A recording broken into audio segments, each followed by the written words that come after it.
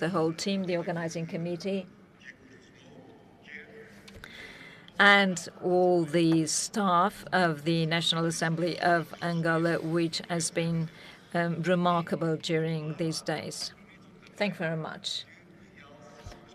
I'd like to pick up on words that you've just addressed us: peace, justice, security, tolerance. These are words which we have to repeat without end until we all have absorbed them fully. And Angola is a champion of these values, so we are on the right location to talk about these values. The role played by President of the Republic, João Lourenço, and the role played by the political parties in Angola and the Parliament of Angola to create peace in the African continent deserve our respect.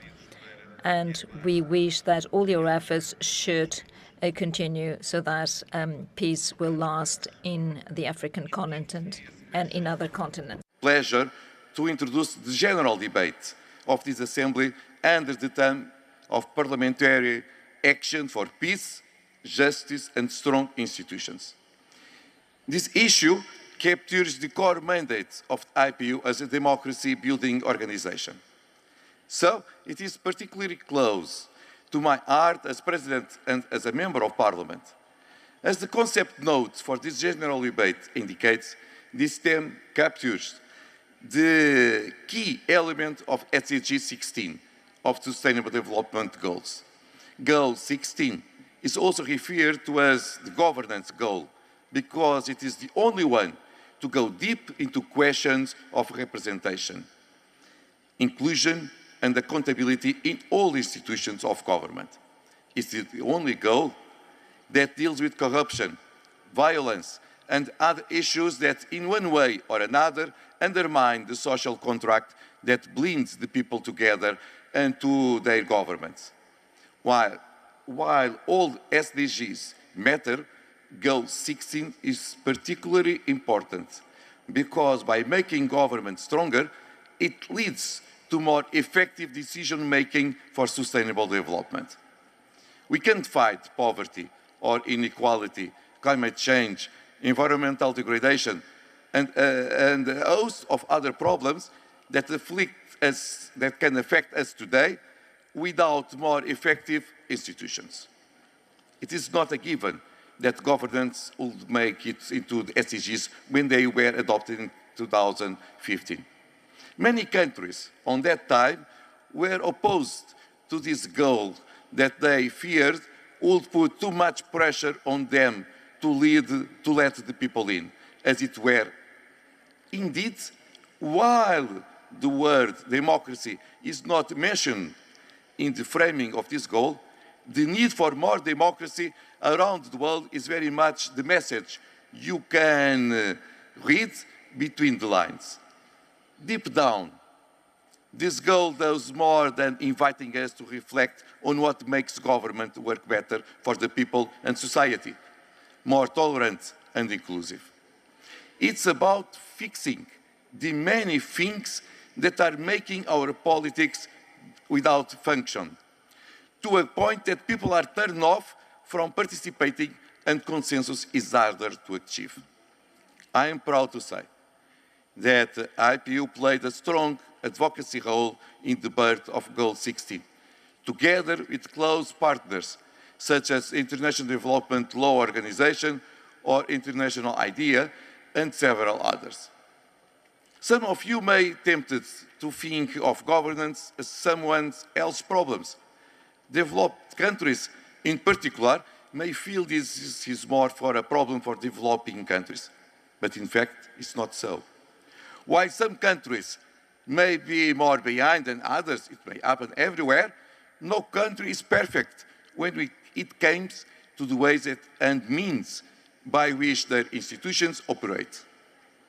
You may be doing great in some respects, like fighting corruption or managing elections, and yet you may be way behind others when it comes to curbing domestic violence or making government information available to the people.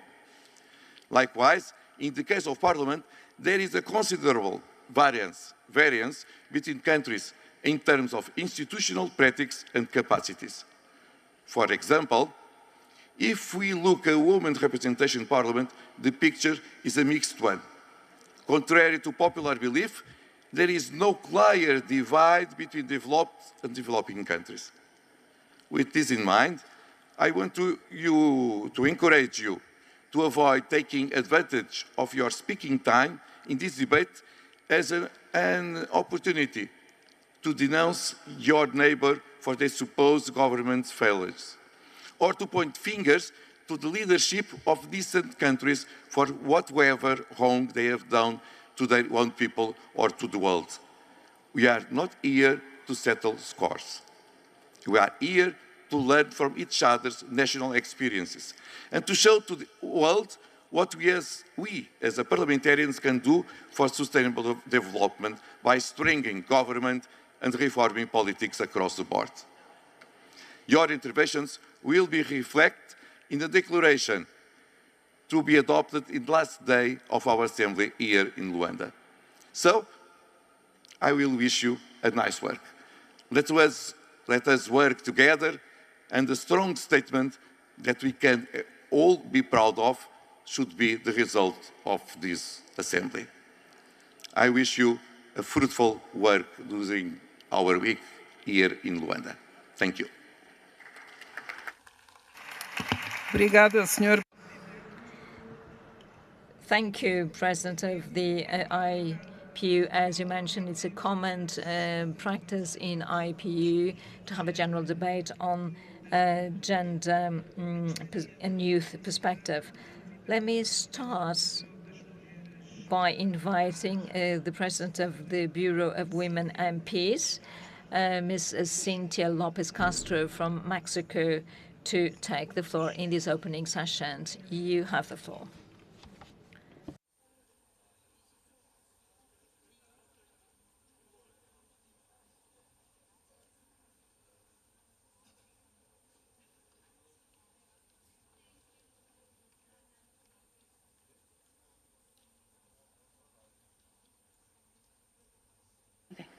Thank you, Madam Speaker of the National Assembly and President of the 147th Assembly, Speaker Carolina. We are very pleased to be here in your country, in Angola, the country of women.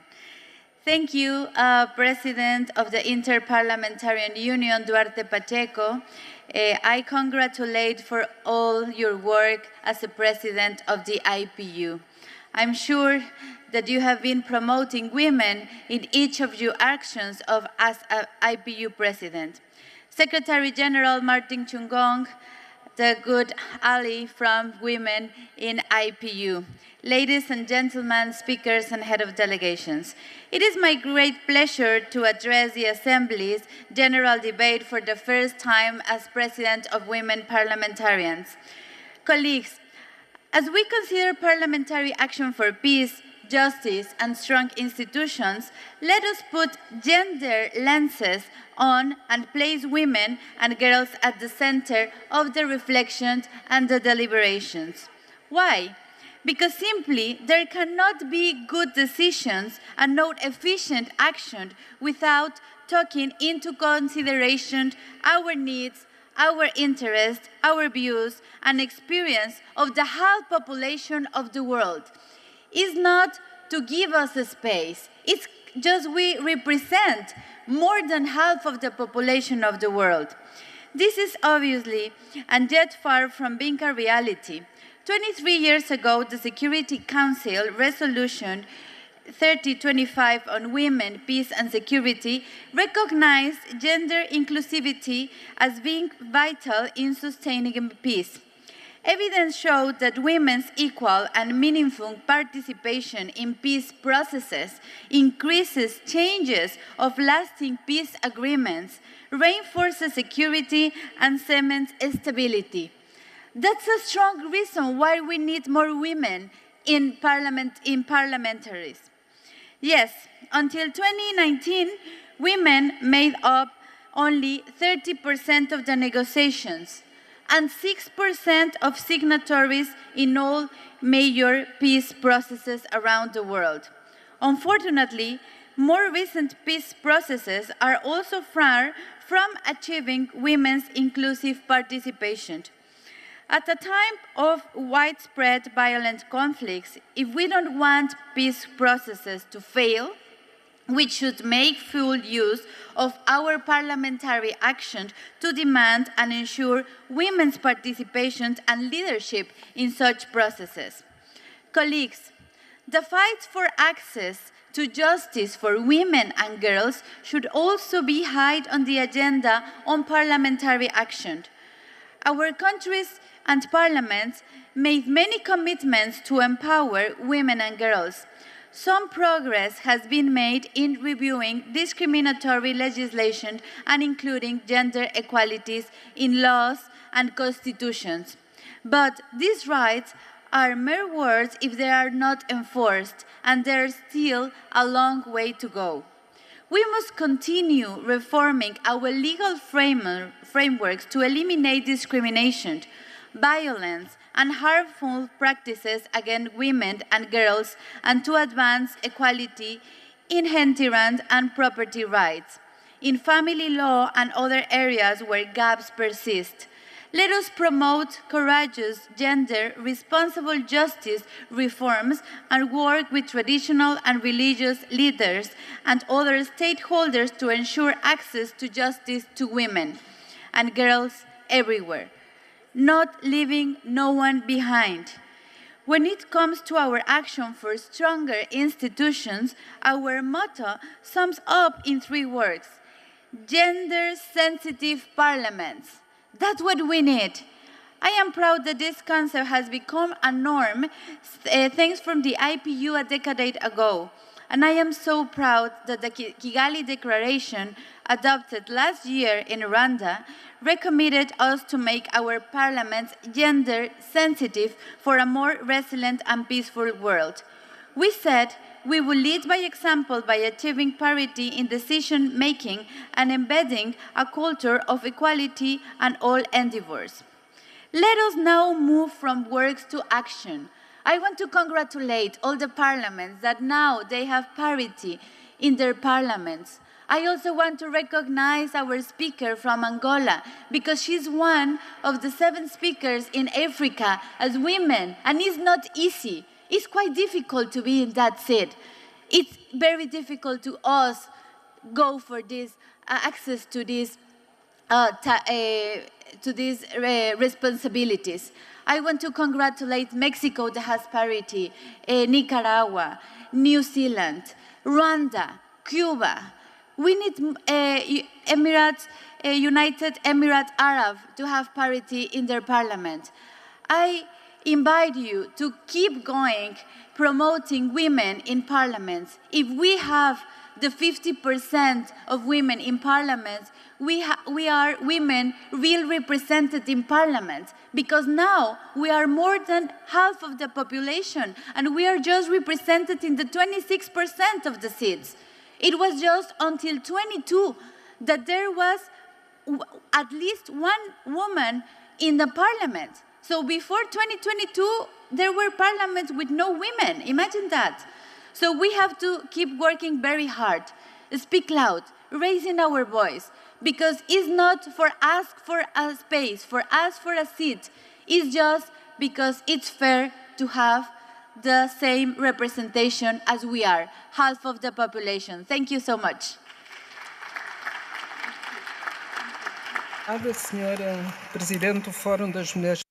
you, President of the Forum of Women Parliamentarians. I'd like to invite the President of the Youth Parliamentarians, Dan Carden from UK, to address you in this opening session. And this is a video you're going to see. Please, the video on, please. Thank you.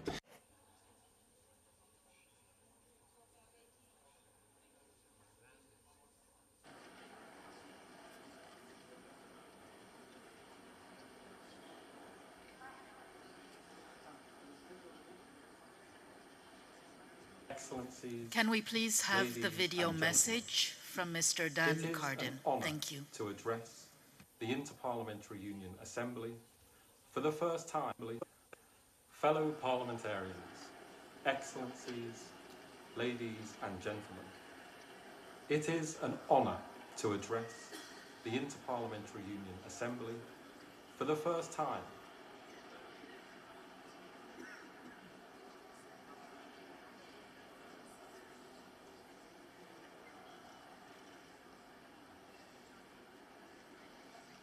Fellow parliamentarians, excellencies, ladies and gentlemen, it is an honour to address the Inter-Parliamentary Union Assembly for the first time as President of the Board of the Forum of Young Parliamentarians. Fellow parliamentarians, excellencies, ladies and gentlemen, it is an honour to address the Inter-Parliamentary Union Assembly for the first time as President of the Board of the Forum of Young Parliamentarians. And I am truly sorry that I cannot be there in person. I find it a fitting resonance between our Assembly's thematic focus on peace, justice and strong institutions and its location here in Angola. I trust that no one here will need reminding that as recently as 1975, Angola was still a Portuguese colony. And I say this in order to make a point. To put it into perspective, a legislator born on the eve of Angolan independence would only be 3 years too old to qualify as a young parliamentarian under the IPU's own definition. We may have shed the last vestiges of formal colonialism. We may have readily accepted the principle of equality among states, and we may have built parliaments that are far closer to reflecting the people whose voice they represent. But we still face too many glaring examples of exclusion. And perhaps the most conspicuous of these is youth. The IPU is the official custodian for tracking progress on youth representation in Parliament for the Sustainable Development Goals. Our latest report on youth in Parliament is being launched during this Assembly. What our own data tells us is that progress is far short of where we need it to be.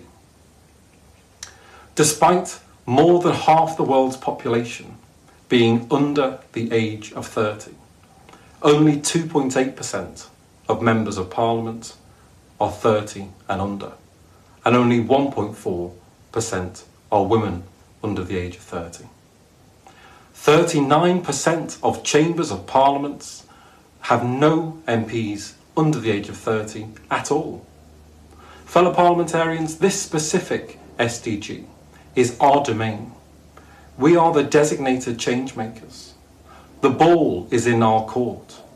So it's no longer time for words, it's time for action.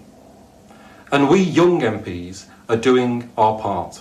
Just last month, 300 of us came together in Hanoi for the Global Conference of Young Parliamentarians to discuss how to accelerate the Sustainable Development Goals. Our conference statement outlined a bold set of proposals. We already know what works. We now need to deliver. The pledges of the I Say Yes to Youth in Parliament campaign can guide us. And Africa, the world's youngest continent, is showing valuable leadership. We need more youth quotas, like we see in countries like Algeria, Kenya, Rwanda and Morocco.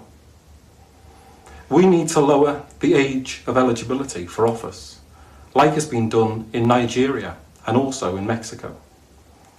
And we need more channels for youth involvement in Parliament, such as youth caucuses, like those being created in South Africa, South Sudan, and Zambia. The IPU has been a leader for youth. But if we want to continue to be so, we need to go further in our own organisation as well. The current and previous board have been discussing ways to put theory into practice.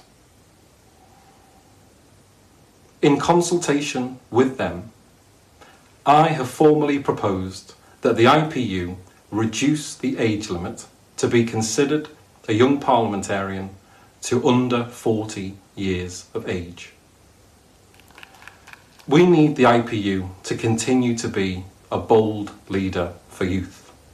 So I hope all of you will walk the talk with us and support this initiative. I hope you have a wonderful assembly, and I look forward to seeing you all very soon. Thank you.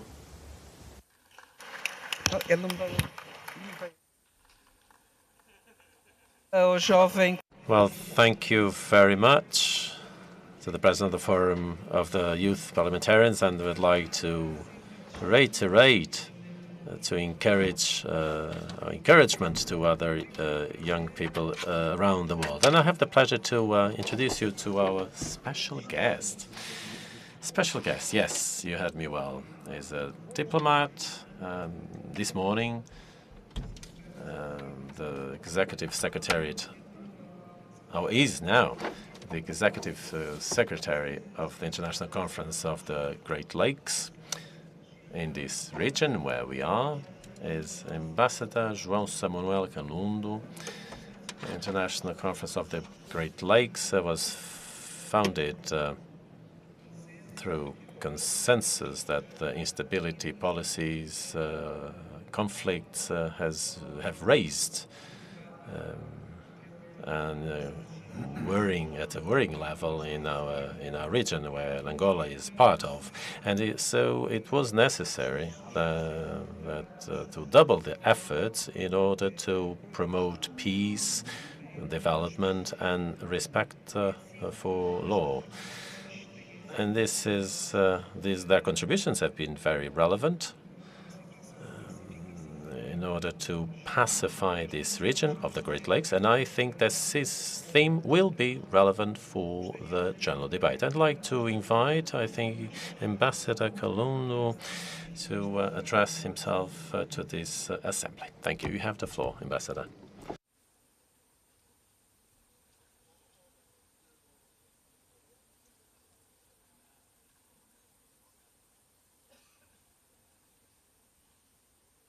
Honorable Carolina Cerqueira, Speaker of the National Assembly of the Republic of Angola, and our gracious host and President of this session.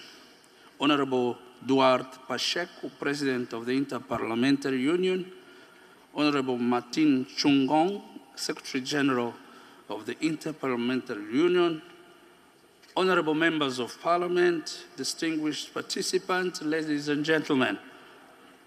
It is a great pleasure and privilege to address the esteemed members of the 114th Parliamentary Assembly of the Inter-Parliamentary Union.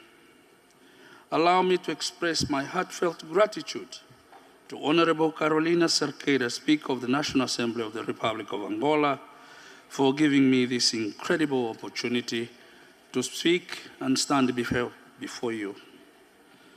As the Executive Secretary of the International Conference on the Great Lakes region, I have the privilege and have witnessed firsthand both the boundless potential and the immense challenges facing our region. Our primary mission is to promote peace, security, stability, and development in the African Great Lakes region.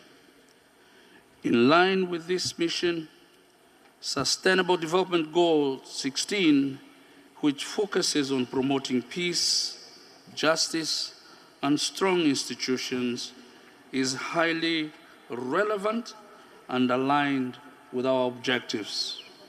Unfortunately, the Great Lakes region continues to grapple with conflicts, violence, poverty, arms trafficking, corruption, and the lack of access to justice.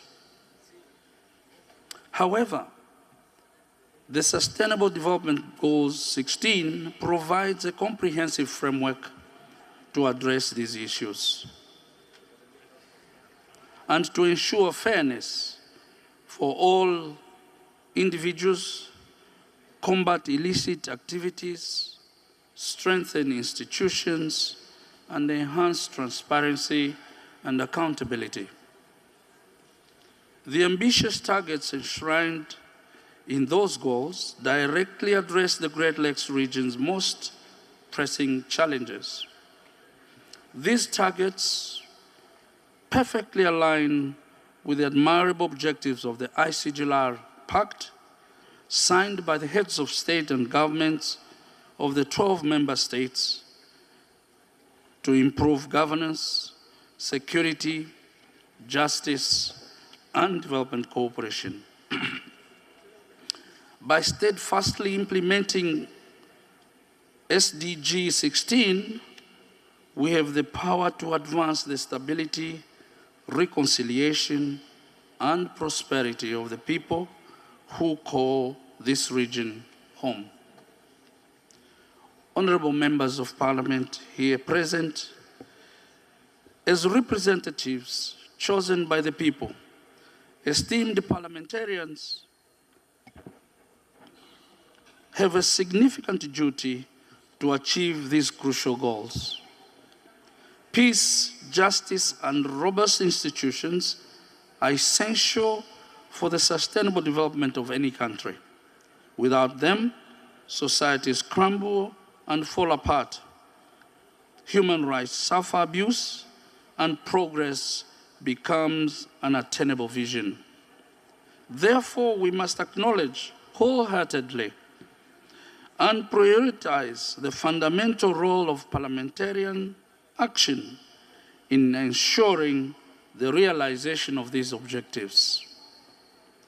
Parliaments are commanding in shaping legal frameworks, overseeing governments, and voicing the people's aspirations. You possess the authority to craft, modify, and enforce laws that foster peace and strong institutions. In this crucial undertaking, the ICGLR heads of state and government established the Forum of Parliaments of ICGLR, of which we are very honored that Honorable Speaker Carolina Cerqueira is one of our members, and the Honorable Speaker of the South Sudan is our most distinguished speaker of that forum currently. It provides a platform for parliamentarians to share best practices, pool their experiences, and collaborate on issues central to peace, justice, and strong institutions.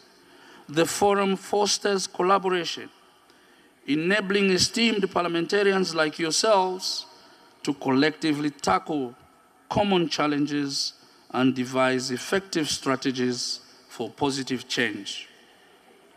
In the Great Lakes region, the pursuit of peace remains the guiding force behind the Pact of the ICGLR.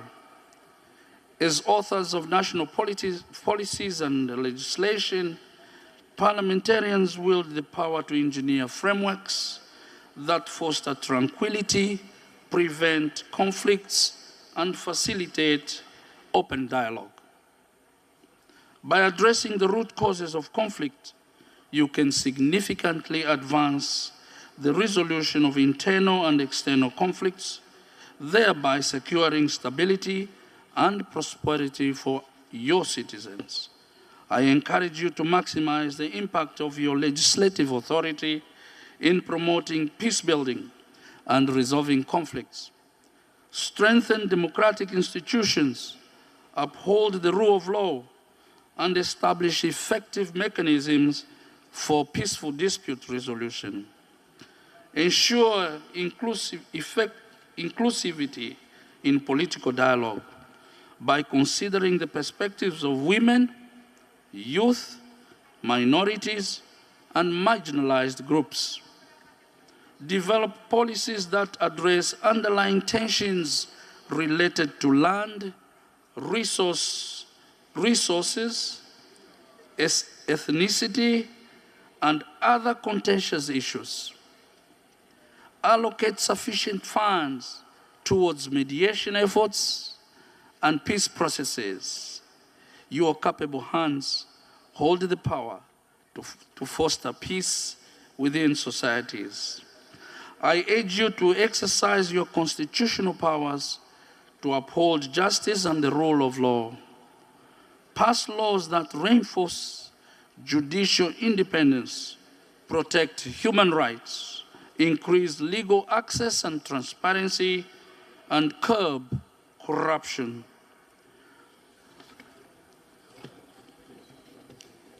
As I said last week when I briefed the United Nations Security Council, for the first time in our lifetime in the Great Lakes region, we have an opportunity to address objectively the root causes of cyclic conflicts that are underlying the plight of the 400 million inhabitants of the African Great Lakes region.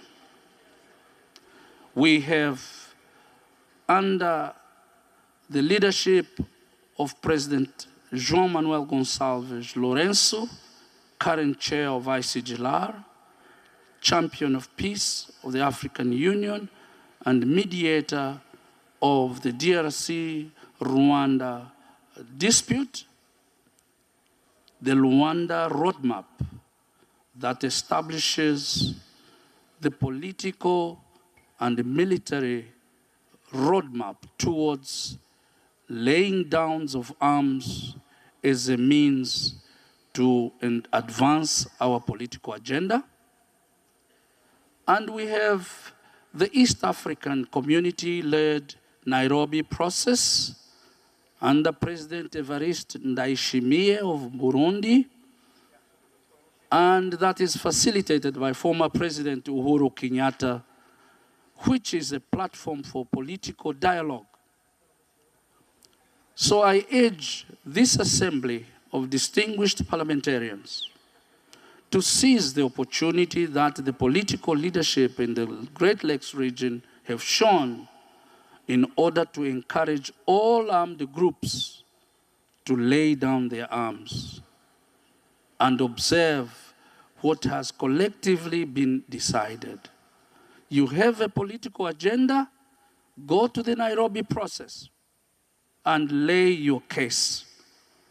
You are an armed group, don't use arms to further your political platform, because only through a democratic dispensation can the people of the Great Lakes, the lung of the African continent, be the leading force to peaceful coexistence, stability, and development, not only in the African continent, but also in the world beyond.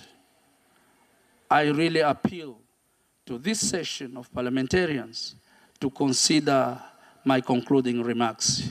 You'll have my access, the access of my speech, and I will liaise with the leadership so that you are able to see what we have proposed. I thank you for your attention. Muito obrigada, senhor embaixador. Thank you, Ambassador.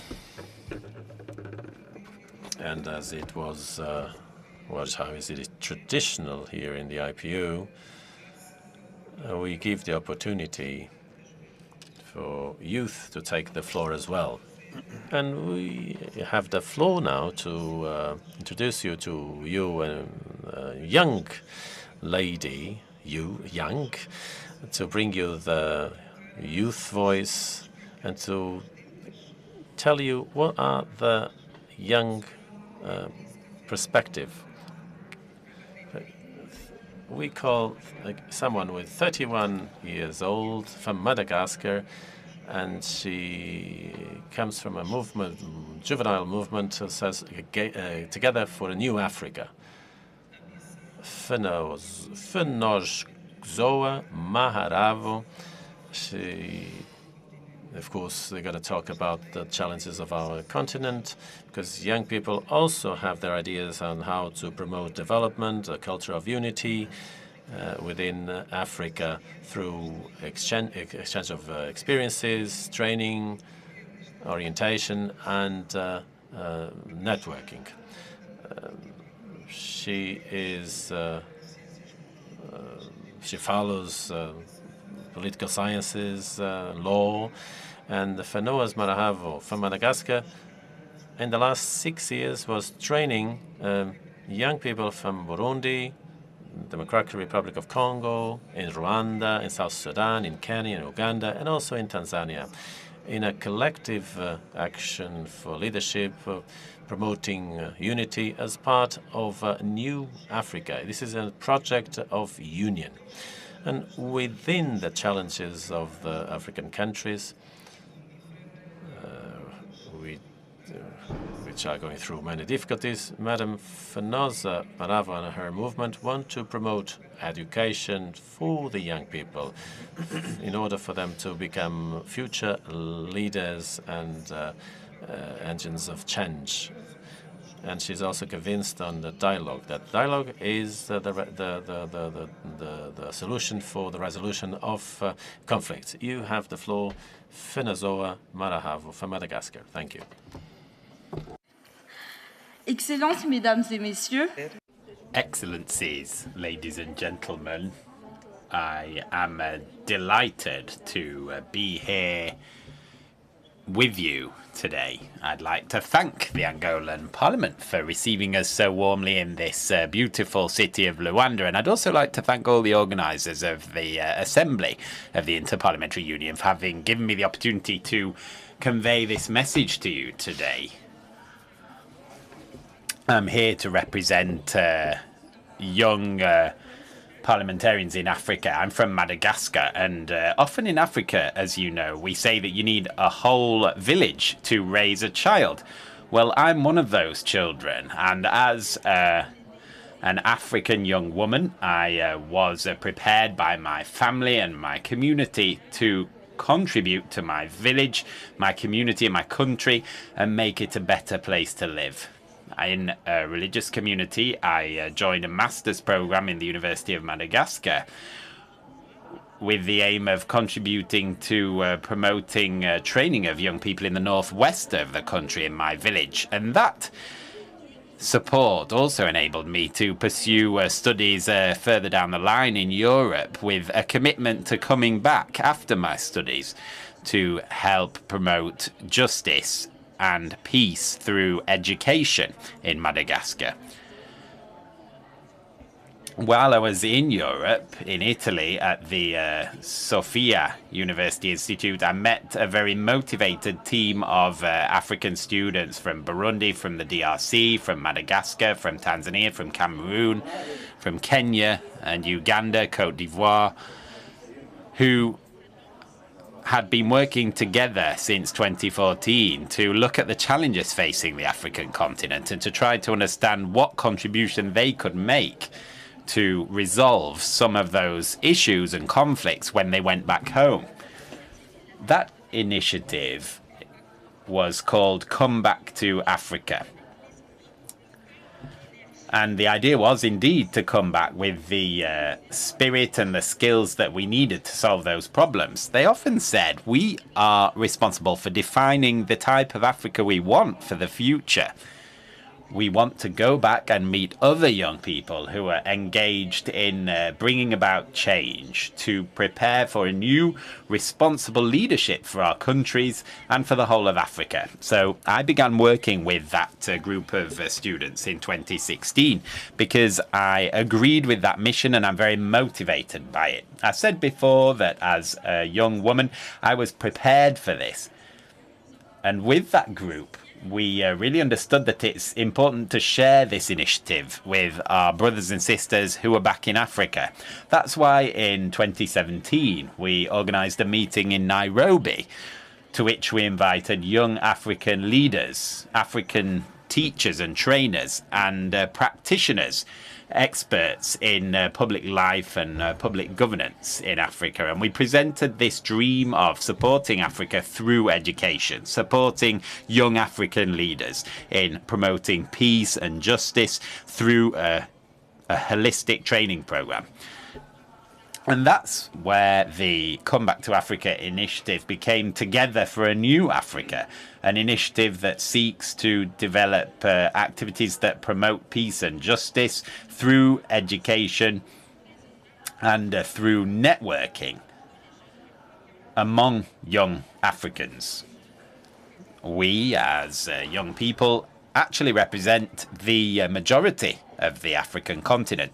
We need to be the force for prosperity in the region, but violence, unemployment, lack of freedoms, corruption, ethnic conflict and other injustices prevent us from participating as active citizens. We also lack the experience and the positive models that we need to show us how to foster democratic participation in our regions. So within our initiative, we involved an increasing number of other competent organizations. We managed, with their help, to set up a pilot project that lasted from 2018 to 2022 to spend those 4 years training young leaders in East African countries. And those leaders in turn involved 20,000 young people from our communities through awareness raising activities, social actions and environmental projects. The COVID-19 pandemic didn't pose an obstacle to us. On the contrary, it broadened the range of our activities and made them go online. So we're working in the field. We have someone who's a representative of a particular regional faction that we deal with, and we work with the United Nations as well in South Sudan.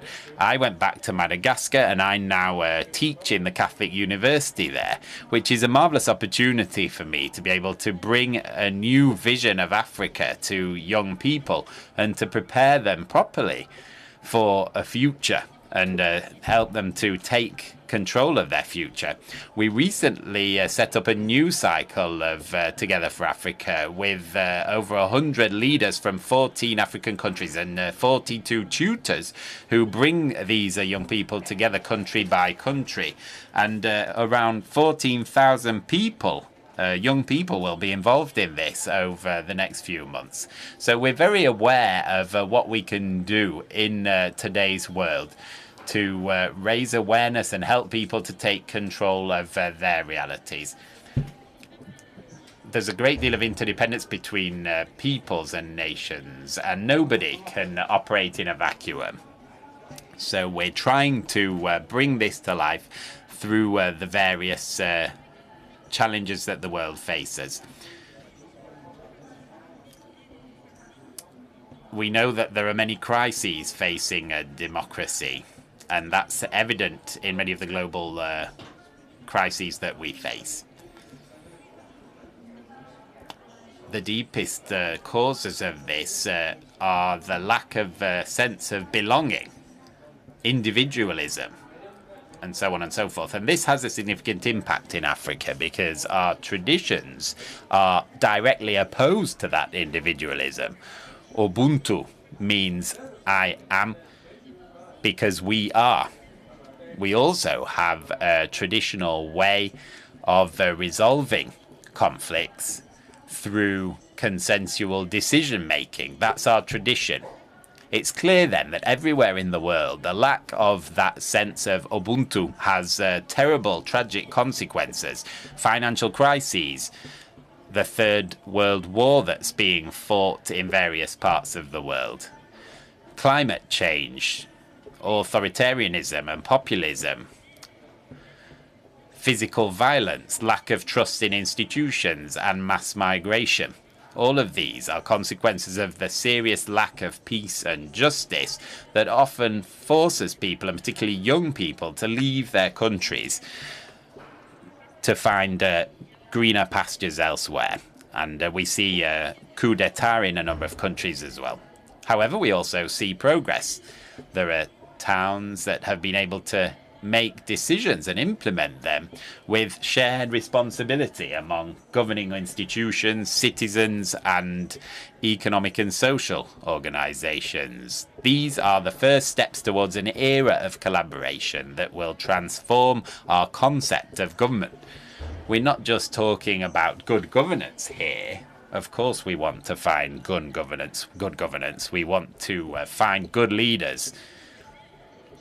But we should also move towards collective leadership, a new policy that will create the capacity to have a joint vision and implement shared activities. That's what we young people are looking for around the world. We want to be the drivers of this.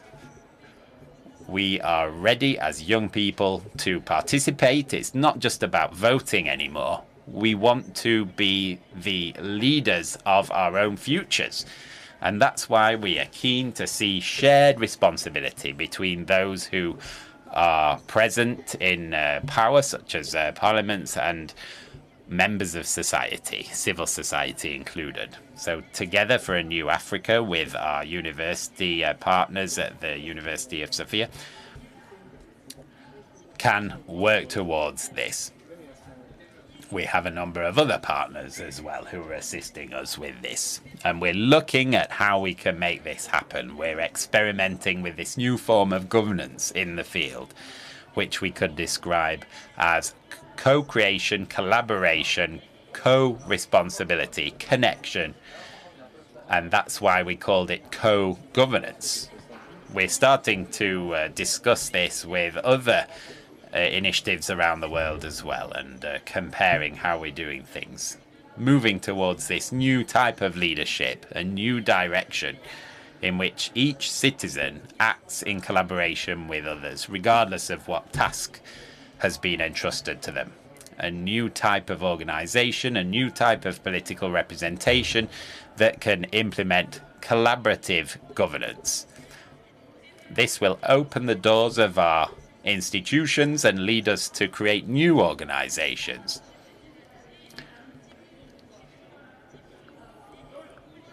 We've called this co-leadership, and that's why we're working on this so enthusiastically at Together for a New Africa.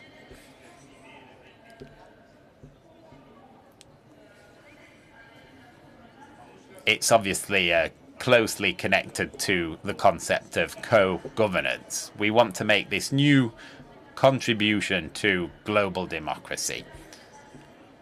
We want a new understanding of the values of each people. I'm aware of the need to go back to SDG 16, promoting peaceful and inclusive societies with a view to sustainable development, ensuring the access of all to justice, and ensuring that at all levels we have effective institutions that are responsible and open to all. That's exactly what co-governance is about, setting up effective institutions that are responsible and transparent, ensuring responsible and open decision-making, ensuring that people can participate and are represented at all levels, ensuring participation of all countries in global governance, strengthening national institutions. But to achieve all this, we need to bring an end to violence and trafficking of weapons. We need to bring an end to corruption and abuse of power. These scourges prevent us from enjoying good governance. We as young people understand that no one person can overcome all these ills, and that's why we need to move towards collective leadership that will enable us to act together responsibly without excluding anybody. You're here to work together and work towards a concluding resolution. And I hope that you will be inspired to work with the young people in your constituencies and nations to better humanity. I hope that our project and our commitment Together for a New Africa has inspired you and will steel your determination to move forward. Rest assured that we young people are by your side. We are ready to move in a new direction with you, and we're convinced that together we can lead our people down the right path. We, as young leaders, are committed to working with you to promote good leadership, to support your efforts to build strong and effective institutions that are established in line with laws and customs that really represent people, so that we can enjoy a parliament that's able to legislate in favour of justice, peace and the protection of human rights. We believe as young people that this will make us better able to achieve the Sustainable Development Goals. Let's work together towards a better world. Thank you. Merci beaucoup. Vous pouvez... Thank you. Thank you very much. We will now begin our general debate, and I would like, without further ado,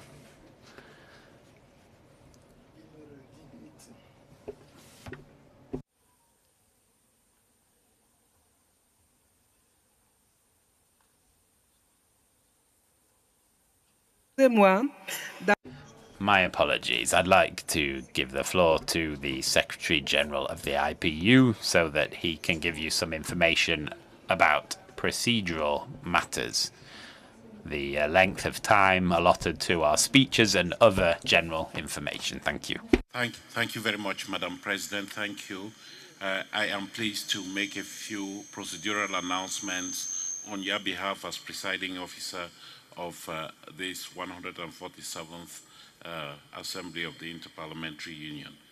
As you know, according to the agenda that you have before you, there is item 2, which deals with the adoption of a supplementary, an emergency supplementary item for the agenda of the IPU Assembly.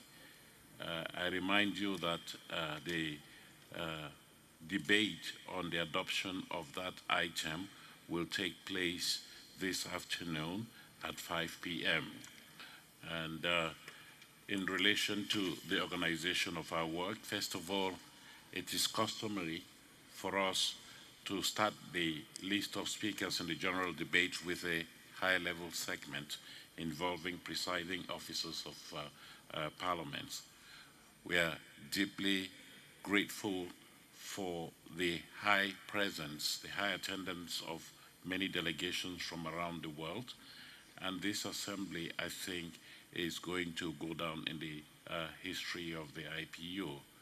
I just want to inform you that the list of speakers has been drawn up according to the prescribed procedures of the IPU. We have both presiding officers first, as well as first and second speakers who have been identified in the list of speakers that has been distributed to you.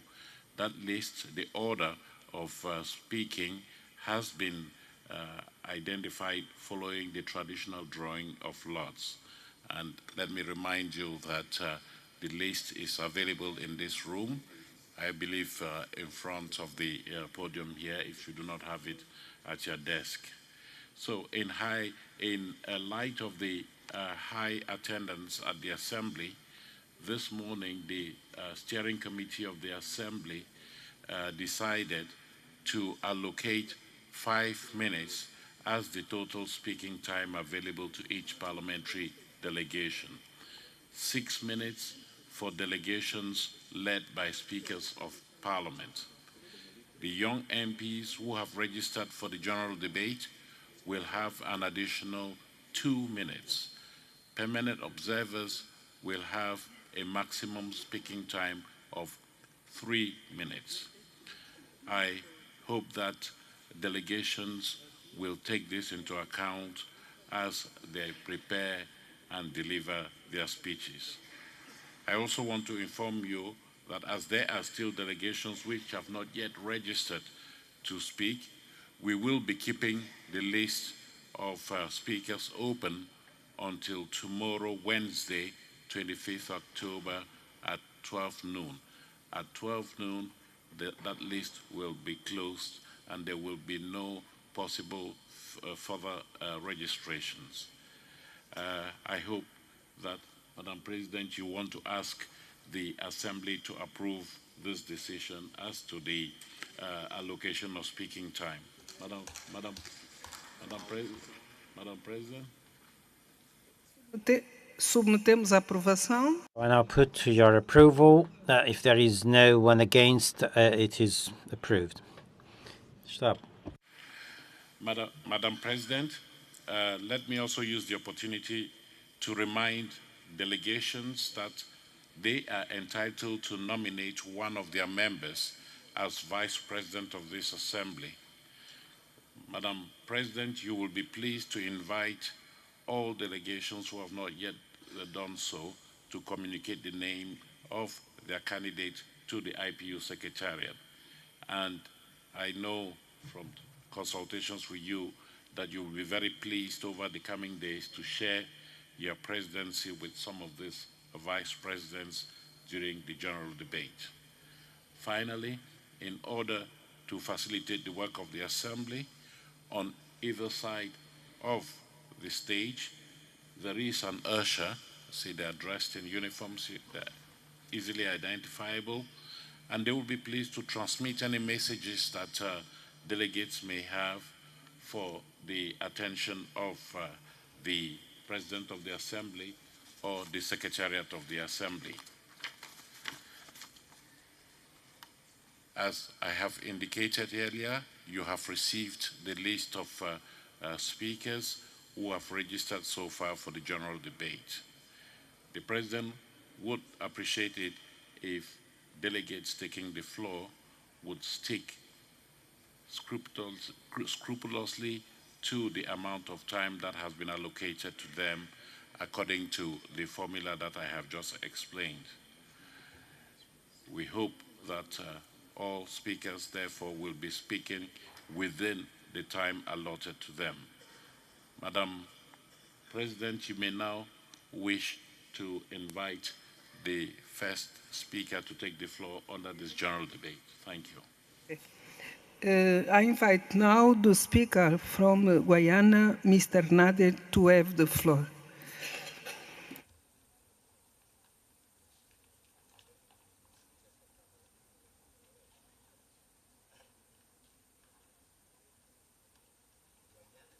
Thank you, Madam Speaker.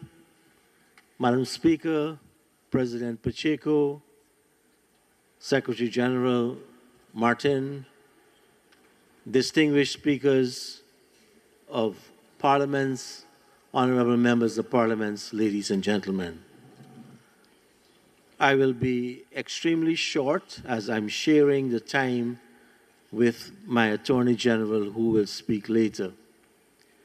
First, let me formally, on behalf of all of us here in Luanda, thank you, Madam Speaker, for the excellent arrangements that Angola has made in making us feel extremely warm and welcome. Also, let me put on record my formal congratulations to our sister state in the Caribbean, Bahamas, for being a member of the IPU. The theme, Madam Speaker, Madam President of this Assembly, peace, justice, and strong institutions could not be more applicable today.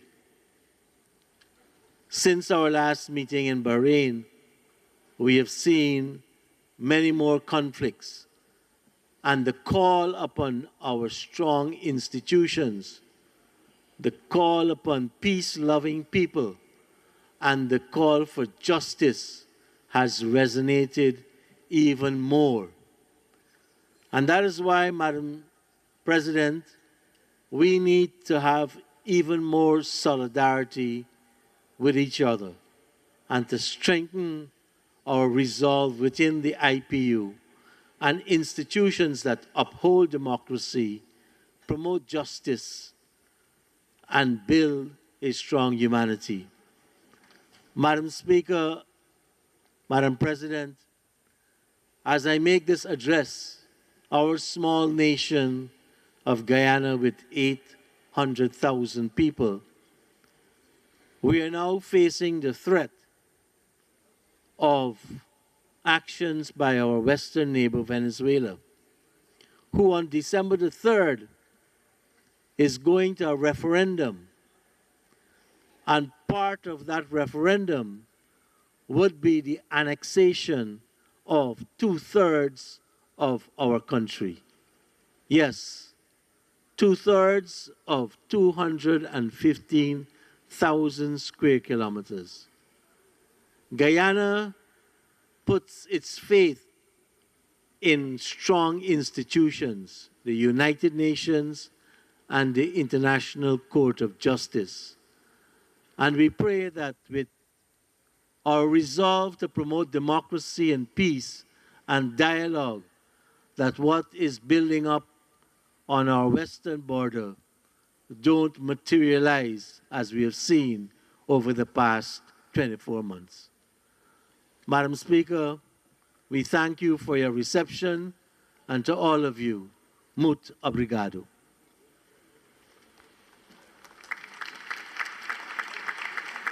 Thank you very much. Now I give the floor to the Speaker of Ireland, Bahrain, Mr. Al-Musalam. You have the floor. Está aqui.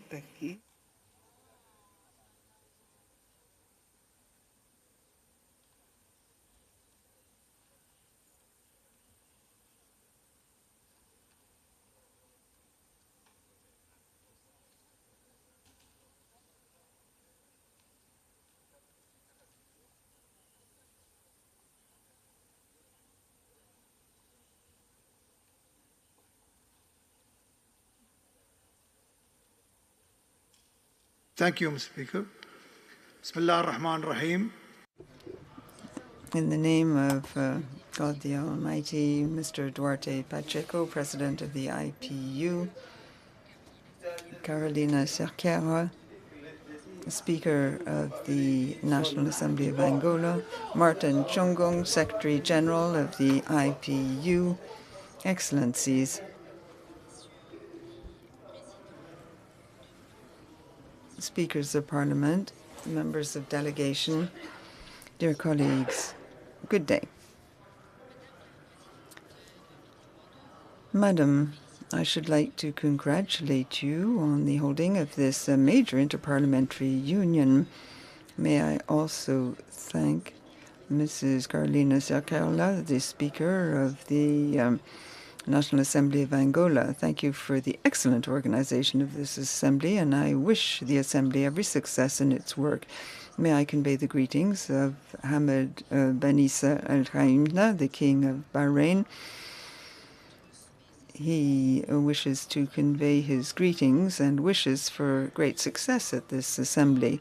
The Kingdom of Bahrain, my country, was very proud to host the 146th Assembly of the IPU. We also hosted meetings of the Governing Council of the IPU. We would like the Kingdom of Bahrain to be a platform for meetings and a major location for building up IPU policy. This session is being held at a time of major upheavals which will impact the future of our young people. We need to achieve the second SDG concerning the strengthening of peace, justice, and effective institutions. We need a public administration that can work in the interests of all without leaving anyone behind. We believe that the most important way to overcome difficulties would be to accept international law, uphold it, and not to meddle in domestic affairs of countries. We need to have better mechanisms for avoiding conflicts in the future and for using resources in such a way as better to serve humanity. We are currently implementing the SDGs. We have prepared our second voluntary report on the implementation of SDGs, and we have achieved tangible progress in this area. We take account of sustainable development in most of our strategies. We have a plan of action for 2022-26, and we have submitted this strategy to Parliament in the area of sustainable development. A new ministry has been created, the Ministry of Sustainable Development, which was created in June of 2022. It is a way of showing our commitment to sustainable development. Madam, in Bahrain, we have also created many mechanisms. We have national institutions for human rights, and this association is in the process of obtaining and attaining its goals. We currently defend the rights of prisoners and have set up a new inquiry unit, investigatory unit, in order to move forward in Bahrain. Bahrain has adopted a series of laws to reinforce human rights, to create a fair society. And we have a plan for reinforcing human rights between 2022 and 26. This was drafted with the assistance of the UN representative who lives in Bahrain.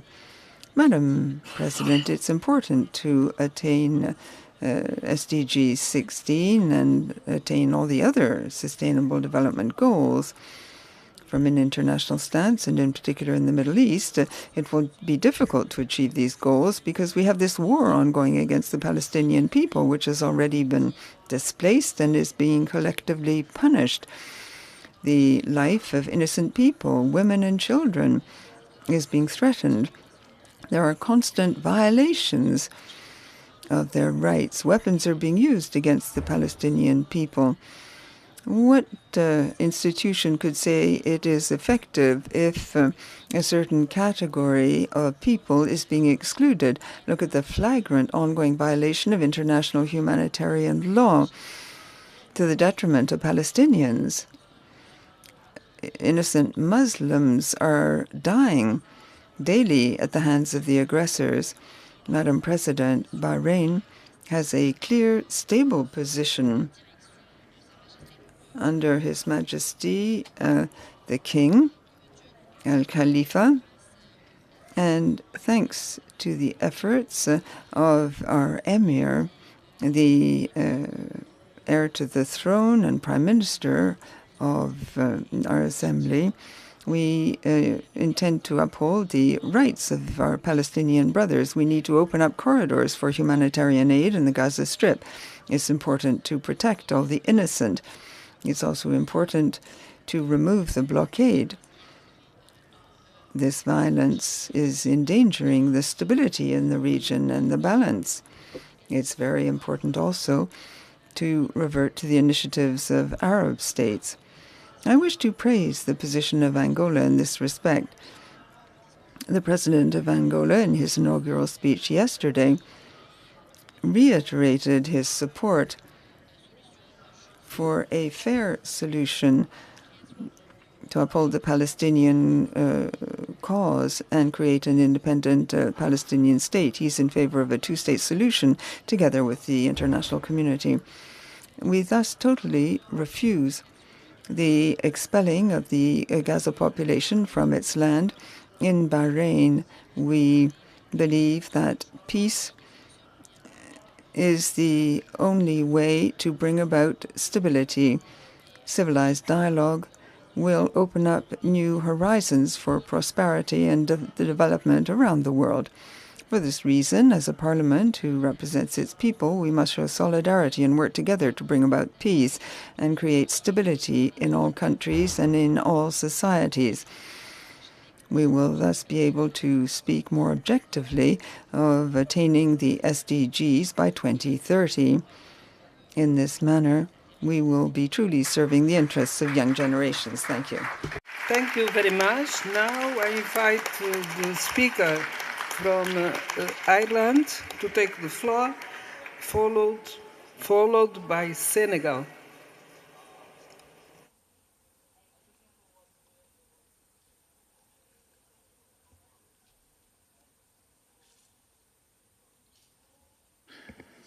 Gwynuisle an cédal síos ma hun féinnig sa hun reachtas na hÉireann is cúismór an bheith anmh I láthair na cád an Códáil 147 cruinniú tábhachtach maidir leis an obair atá déanamh going Bertanamh.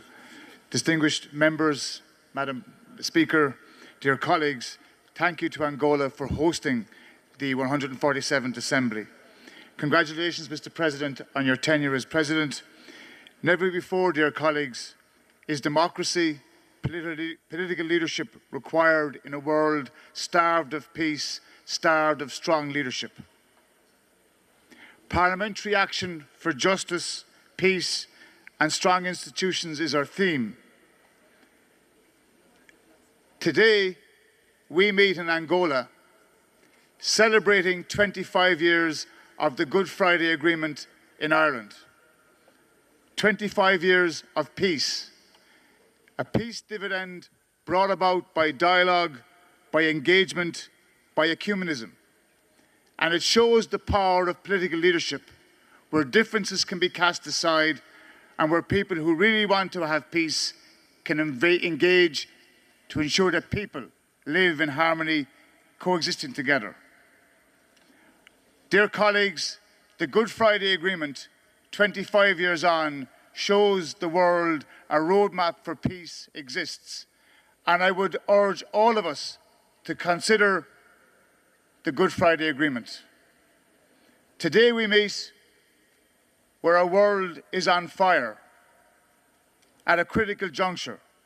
Wars, conflict, violence, climate action or inaction, living with a world post-COVID, energy and cost of living crisis, misinformation being perpetuated to support false narratives, a growing increase of threats to democracy and the fundamental rights of people, of citizens to vote, and human rights being denied around the world or being regressed are the backdrop to our meeting today.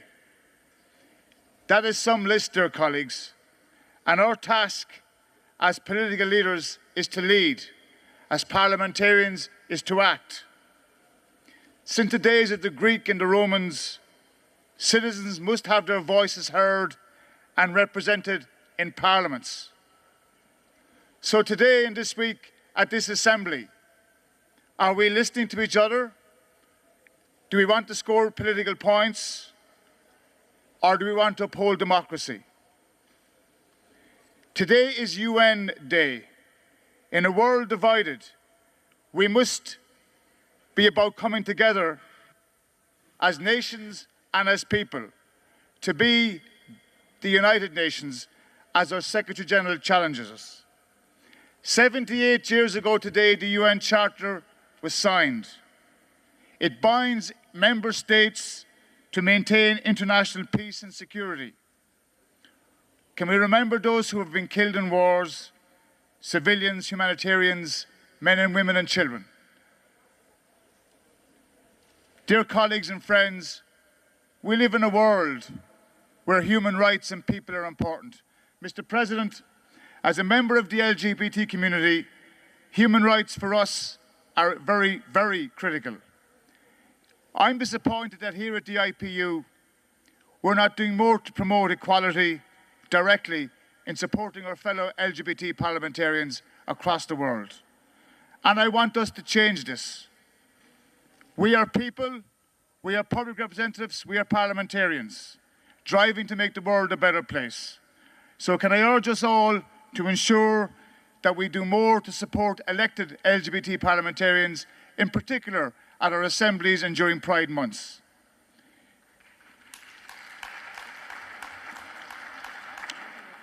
In conclusion, dear colleagues, we have a shared responsibility to build a world of peace, of human rights and of equality for all citizens. As members of Parliament, we cannot hide, we must lead. As Seamus Heaney said to us, history says, don't hope on this side of the grave, but then once in a lifetime, that hope for tidal wave of justice can rise up, and hope and history rhyme. Ní nárt go cur le céile, gur mágah.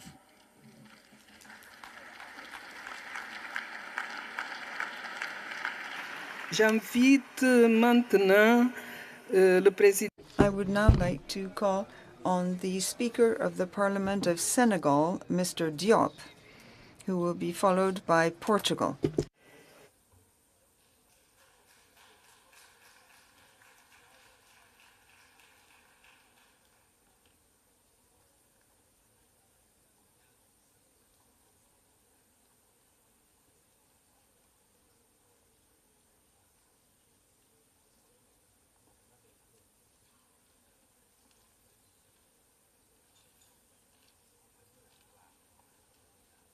Thank you. Madame la Présidente. Speaker of the National Assembly of Angola, President of the IPU, Speakers of Parliament, dear delegations, dear colleagues, excellencies, ambassadors, distinguished participants.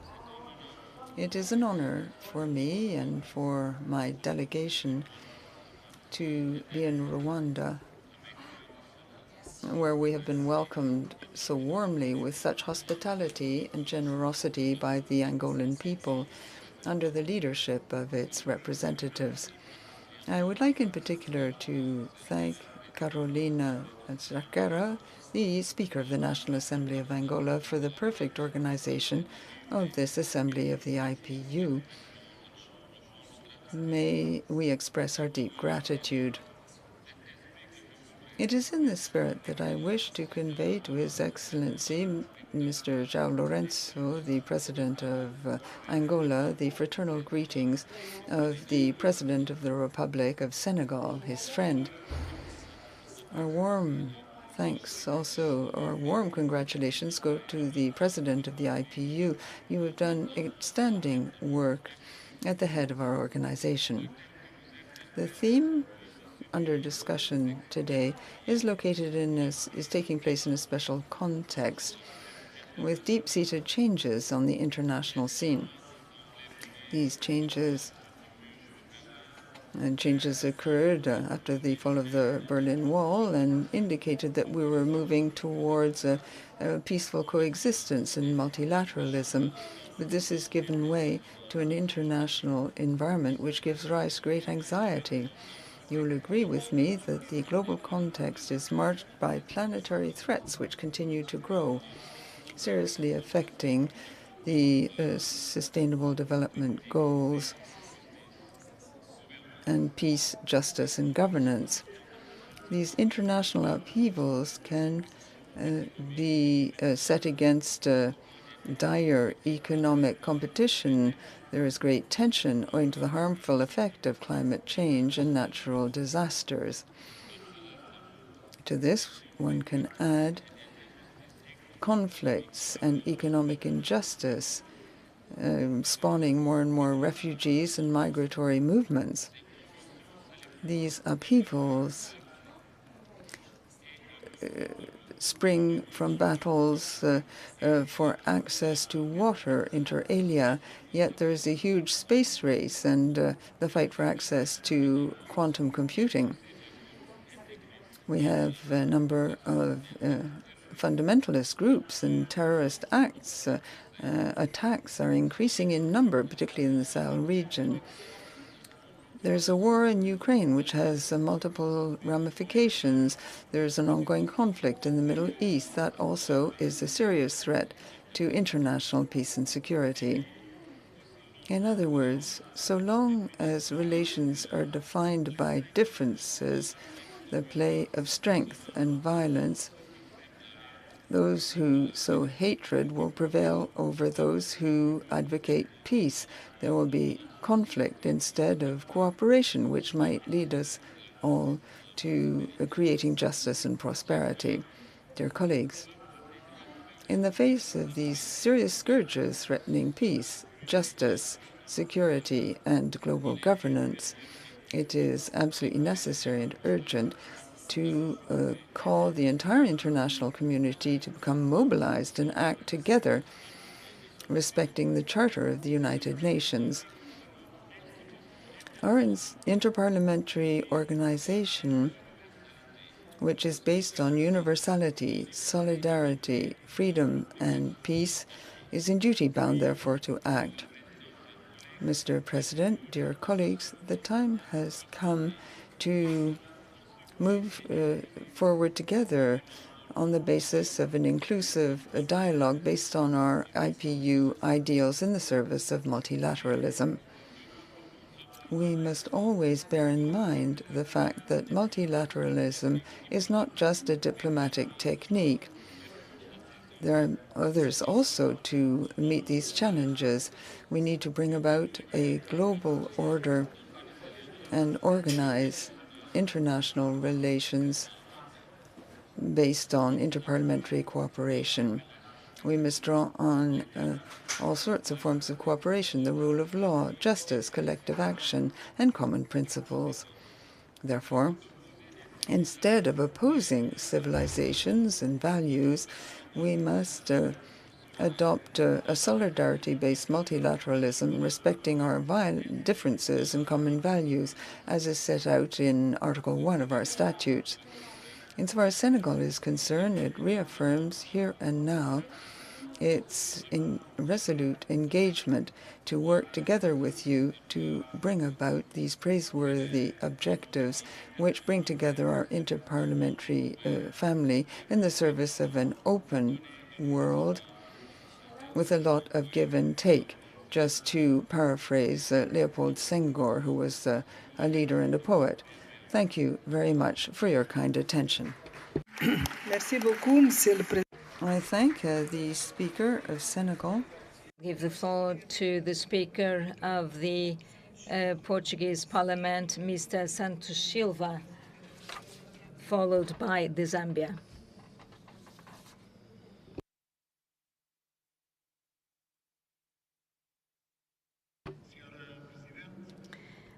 Dear President, dear colleagues, I'd like to greet the Republic of Angola.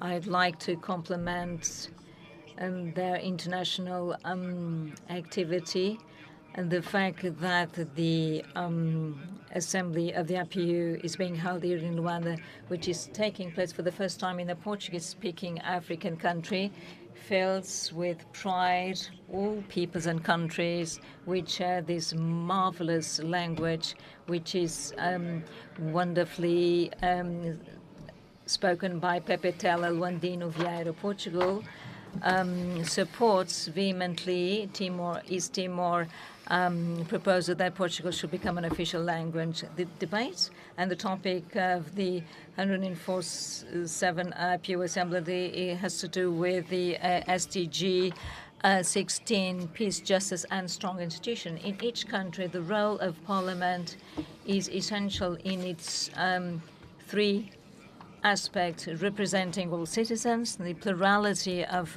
political parties, as a legislative chamber and as a body that supervises government and public administration, regardless of the regime being a parliamentarian, presidentialist, or a mixed regime.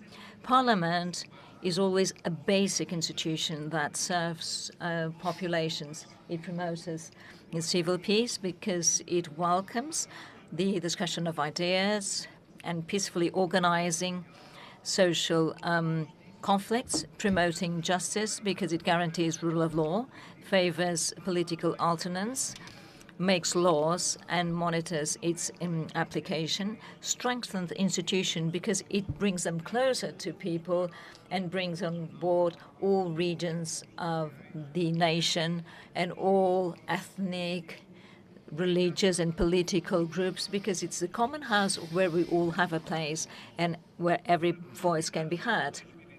To pursue Agenda 2030, we require strong, prestigious and active parliaments. They are truly the promoter of the rule of law and political citizenship, without which development will be neither fair nor sustainable.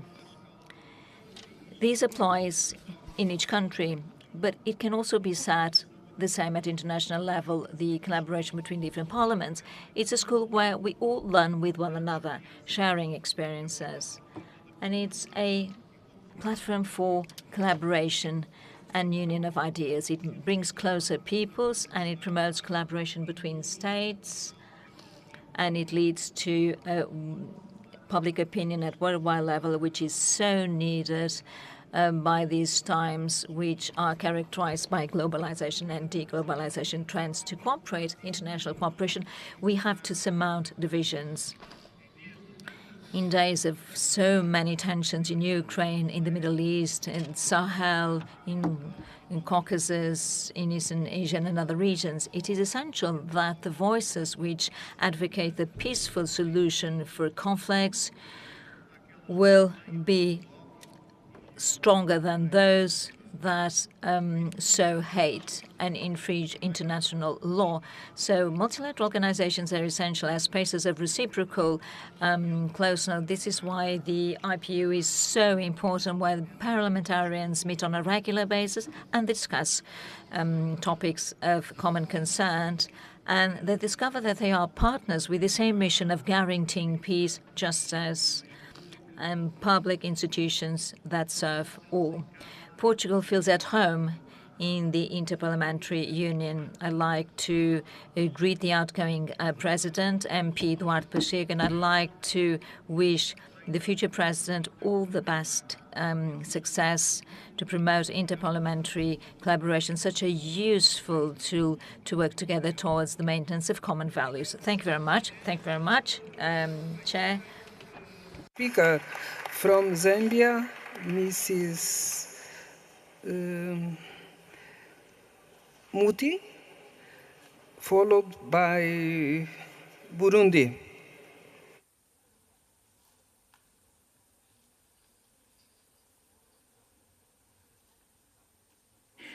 Madam President, honorable speakers and leaders of delegations, distinguished ladies and gentlemen. Madam President, 59 years ago today, 24th October 1964, Zambia gained its independence. Fellow delegates, join me in congratulating my country in reaching this milestone. The former Secretary General of the United Nations, Dr. Kofi Annan, once reflected, and I quote, "Peace must be sought above all, because it's a condition for every member of the human family to live a life of dignity, security, and justice," end of quote. As I share my reflections on the subject matter of parliamentary action for peace, justice, and strong institutions, SDG 16, let me hasten to state that this topic could not have come at a better time than now, when some regions of the world are engulfed in endless cycles of conflict and violence, which have reversed years of investment in development and impacted negatively in the well-being of their people. No country on the African continent is better placed to host the 147th Inter-Parliamentary Union meeting under the subject under consideration than Angola, given its experience of having been at war for close to 3 decades, but now a stable and admirable country championing peace, not only in Africa, but other parts of the world. Angola, we salute you. For your leadership, you have shown the world in demonstrating that where peace, justice, and strong institutions exist, there is corresponding strides in development and respect for human rights. Let me now share a few statistics in exemplifying and contextualizing my meditations on the matter. The Global Peace Index for 2023, as measured by the Institute for Economic and Peace, shows that global peacefulness deteriorated by 0.42%. In a similar vein, the World Justice Project, in its 2019 report on Global Insights on Access to Justice, stated that more than 5.1 billion people, or approximately 2/3 of the world's population, were not getting justice they needed for both everyday problems and several injustices.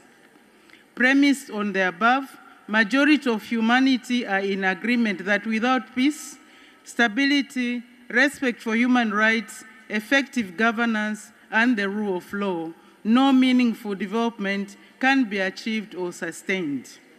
The panacea to this is recognizing that all players must play their part in the promotion of peace, justice, and strong institutions. Needless to state, Madam President, that parliaments, being at the apex of institutional democracy, we have a critical role to play in promoting peace, justice, and strong institutions as espoused by SDG 16. Beyond just allocating resources, there is also need for parliaments to provide oversight to ensure transparency and accountability in the utilization of public funds, coupled with effective monitoring and reporting mechanisms, not only for ourselves, but in the overseeing the activities of institutions that are mandated to ensure peace, justice, and inclusive societies. Madam President, at this juncture, let me share briefly about my country with regard to the topic. Zambia is one of the countries heralded as a beacon of peace in the region and the world at large. Over the years, the country has conducted free and fair elections, leading to smooth transfers of power from one president to another 7 times, and from one political party to another 3 times. This is no simple record, Madam President. On the parliamentary side, we have, through the legislative function, established institutions that are mandated to promote peace, justice, and inclusive societies, and enacted various pieces of legislation to support these institutions. Parliamentary committees are also empowered to ensure that they probe into actions or inactions of institutions that are mandated to ensure peace, justice, and inclusive society. For example, in 2022-2023 parliamentary calendar, the Committee on Legal Affairs, Human Rights and Governance reviewed the administration and operation of the judiciary as it relates to the delivery of justice in the country. After interacting with both local and international stakeholders, the committee recommended, among other things, that more judges should be employed to ensure quick access to justice. When it comes to matters of peace, the Committee on National Security and Foreign Affairs is responsible for monitoring institutions mandated to ensure peace and security locally and at international level. Madam President, in conclusion, let me reiterate that SDG 16 is a catalyst for achieving other SDGs. Therefore, the next 7 years are critical, ensuring that necessary legal and institutional reforms are undertaken to achieve SDG 16. By doubling our efforts as parliaments, we can contribute to attaining this goal on peace and justice. I thank you. Obrigada. Merci. Thank you. J'appelle maintenant le président du Parlement du Burundi, Monsieur Dabira. Dabira, s'il vous plaît. Please go ahead, and then we will take a break lasting 1.5 hours for lunch. We will come after that. Thank you. We'll come back at 2:30.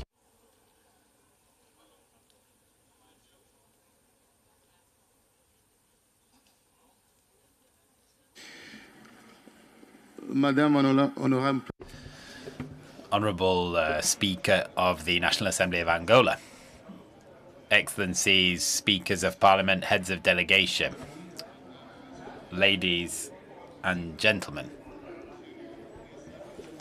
It's my great pleasure to extend my thanks to the government and Parliament of the Republic of Angola and the Angolan people for the generous and warm welcome that we've received since we arrived here.